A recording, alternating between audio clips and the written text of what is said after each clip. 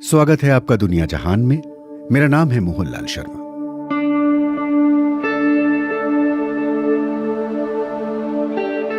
हर हफ्ते एक सवाल और कुछ एक्सपर्ट से उसका जवाब तलाशने की कोशिश। बीबीसी पड़ताल दुनिया की। साल 1598 की बात है। हिंद महासागर के मॉरिशस द्वीप में एक नाव किनारे की ओर बढ़ रही थी। नाव से उतरकर कुछ लोग नया खोजने के लिए जमीन की ओर बढ़े। यहां उन्हें कुछ नया नजर आया। यह एक विशाल पक्षी था। इसकी ऊंचाई थी लगभग 1 मीटर। उन्होंने इस पक्षी को नाम दिया डोडो। साल दर साल लोगों का नावों से यहां आना जारी रहा और कुछ वर्षों बाद इस द्वीप की तस्वीर पूरी तरह से बदल गई।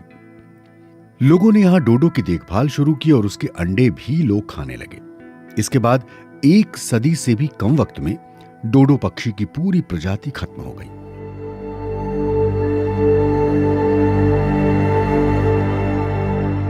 दुनिया का आखिरी डोडो साल 1688 में देखा गया। तब किसी को यकीन नहीं हुआ कि डोडो पूरी तरह से लुप्त हो जाएगा। इसके बाद 150 साल और लगे, तब जाकर कहीं यह घोषणा हुई कि डोडो का अब इस धरती पर अस्तित्व ही नहीं बचा।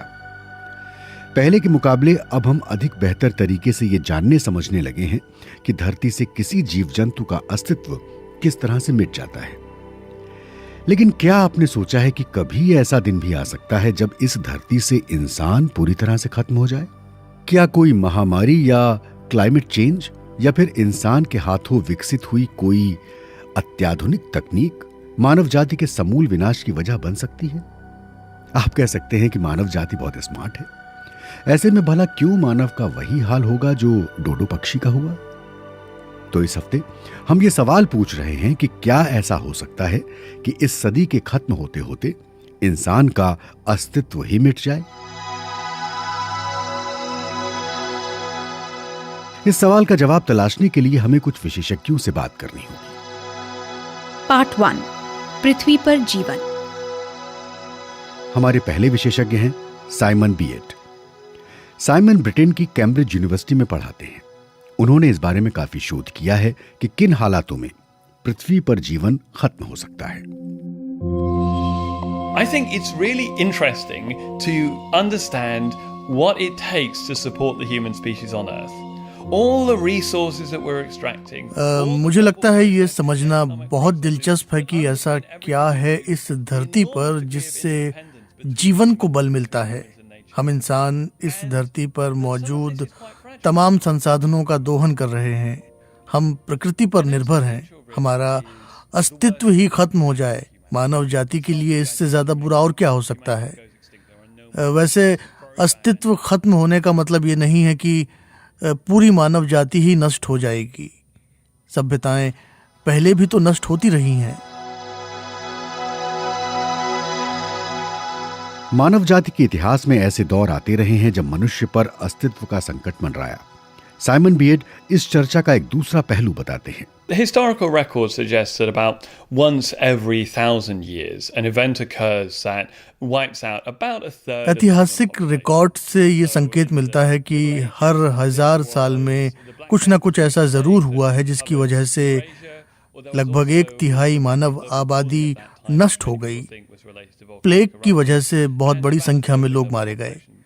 76,000 साल पहले तो ऐसा भी हो चुका है कि 90% मानव जाति ही खत्म हो गई थी। जेनेटिक एविडेंस ये बताते हैं कि धरती पर एक समय ऐसा भी आया था जब कुल मिलाकर करीब 10,000 लोग ही पृथ्वी पर बचे थे।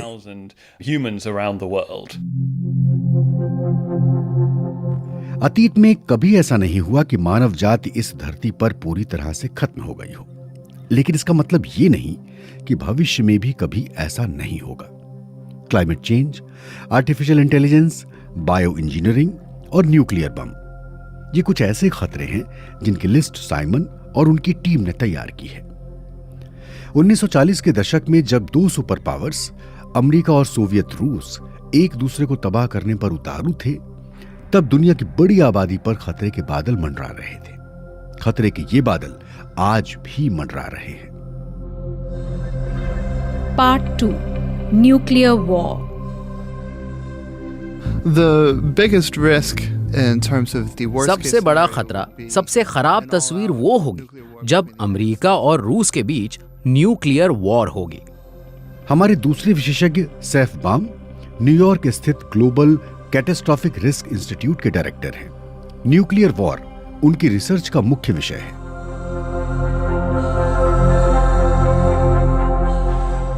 US and Russia still have around 90% of पूरी all of the दुनिया के world's लगभग nuclear 90% न्यूक्लियर आर्म्स अमेरिका और रूस के पास हैं। ये कोल्ड वॉर की विरासत है। दोनों के बीच यदि न्यूक्लियर वॉर हुई तो इसके बहुत व्यापक असर होंगे। सैफ का मानना है कि न्यूक्लियर वॉर से मानव जाति के फौरन नष्ट होने की आशंका कम है। हाँ, लेकिन इसकी वजह से कई शहर पूरी तरह से नेस्तनाबूद हो सकते हैं। इससे बाकी दुनिया के लिए सप्लाई चेन और इकोनॉमी बुरी तरह से गड़बड़ा सकती है। डिजास्टर की शुरुआत यहीं से होगी। A second is the environmental disaster का दूसरा चेहरा पर्यावरण से संबंधित समस्याओं की शक्ल में सामने आएगा। ऐसी समस्याएं पूरी दुनिया के पर्यावरण में दिखाई देंगी। न्यूक्लियर बम के धमाकों से पर्यावरण में धूल के विशाल गुबार बनेंगे और इनका ठिकाना होगा बादलों से भी ऊपर। And when they're up that high, they don't get washed out in the rain. They stay up. बादलों से ऊपर होने की वजह से धूल के ये विशाल गुबार बारिश से भी नहीं धुलेंगे। हो सकता है कि वायुमंडल में उनकी मौजूदगी दशकों तक बनी रहे। इसकी वजह से सूरज से आने वाली रोशनी भी रुक सकती है। सूरज की रोशनी के बिना फसलें नहीं होंगी। किसी देश पर हमले के लिए न्यूक्लियर आर्म्स का इस्तेमाल साल 1945 के बाद से आज तक नहीं हुआ। तब अमेरिका ने जापान के हिरोशिमा और नागासाकी पर न्यूक्लियर बम बरसाए थे। उसके बाद भले ही न्यूक्लियर बम से हमला न हुआ हो, लेकिन इसका खतरा लगातार मंडराता रहा। साल 1962 में क्यूबा का मिसाइल संकट सामने आया। उसके बाद हाल के वर्षों में कोरियाई प्रायद्वीप और यूक्रेन पर न्यूक्लियर बम हमले का खतरा लगातार बना रहा। इन मामलों में यह देखा गया कि संबंधित देश के नेता न्यूक्लियर बम के इस्तेमाल पर विचार करते रहे। There are some ways that you could get to a nuclear war without nuclear really war intending बिना किसी योजना के भी शुरू हो सकती है। एक गलत अलार्म बजने भर से न्यूक्लियर वॉर शुरू हो सकती है। एक गलत अलार्म न्यूक्लियर अटैक का मैसेज दे सकता है। साल 1995 में अमेरिका ने नॉर्दर्न लाइट्स की स्टडी के लिए एक रॉकेट एटमॉस्फेयर में छोड़ा, लेकिन रूस ने इसे कुछ और ही समझा। And the story is that they thought it could be an incoming attack and they alerted कहानी President ये है कि रूस ने इसे संभावित अटैक समझा। राष्ट्रपति येल्त्सिन को फौरन अलर्ट किया गया। किस्मत की बात रही कि उस रात राष्ट्रपति येल्त्सिन कम नशे में थे और उन्होंने कहा, नहीं, ये कोई अटैक नहीं है और इसका जवाब देने की जरूरत नहीं है। न्यूक्लियर वॉर की नौबत आने पर क्या आशंकाएं और क्या संभावनाएं हो सकती हैं? ये सवाल तो बहुत अच्छा है, लेकिन इसका जवाब उतना आसान नहीं है। वजह यह है कि ऐसे कोई आंकड़े मौजूद नहीं है। हमारे दूसरे विशेषज्ञ सैफ बाम का मानना है कि न्यूक्लियर वॉर मानव जाति के लिए खतरा तो है, लेकिन उसके अस्तित्व को खत्म करने के लिए यह खतरा कितना गंभीर हो सकता है, इस बारे में अभी पक्के तौर पर नहीं कहा जा सकता। पार्ट 3 खतरनाक सिरफिरे।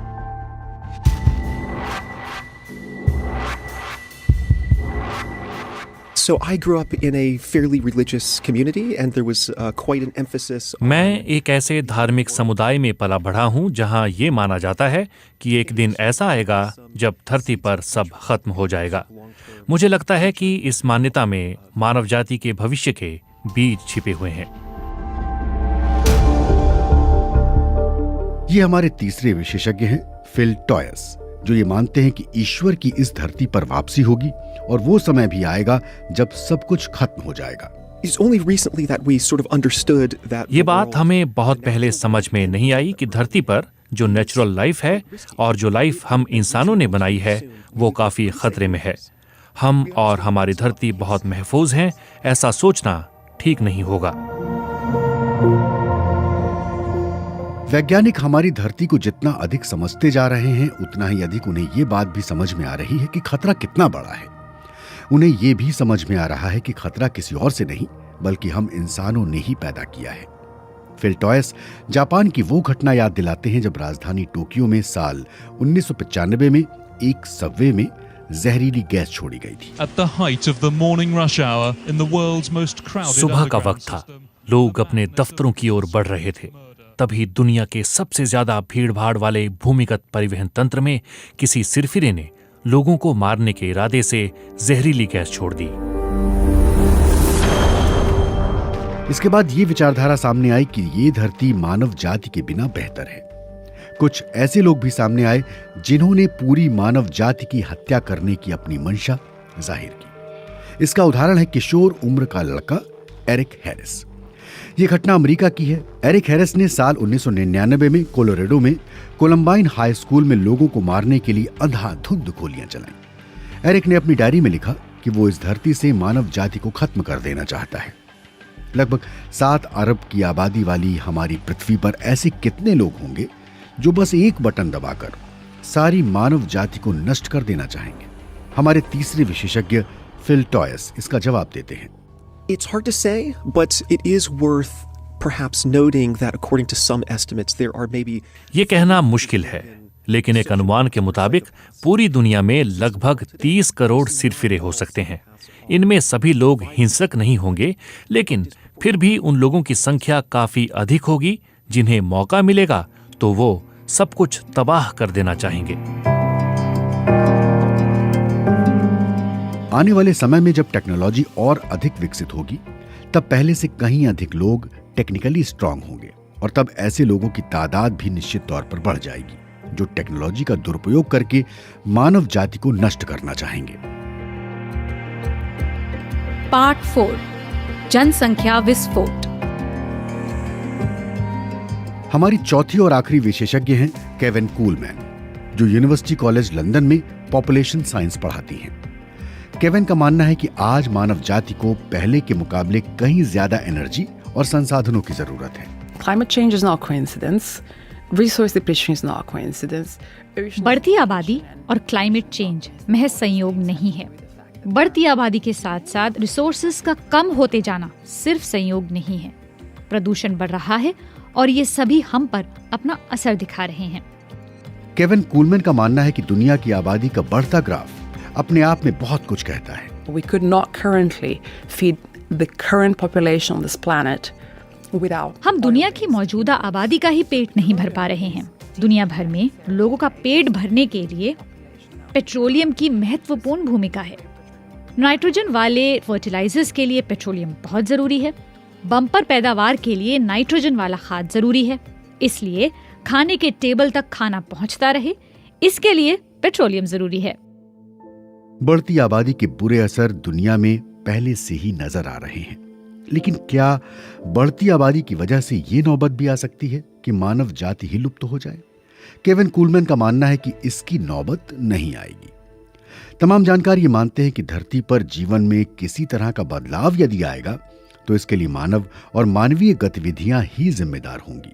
इसमें climate change, nuclear war, terrorist attack, बढ़ती आबादी और आर्टिफिशियल इंटेलिजेंस जैसी वजहें शामिल हैं।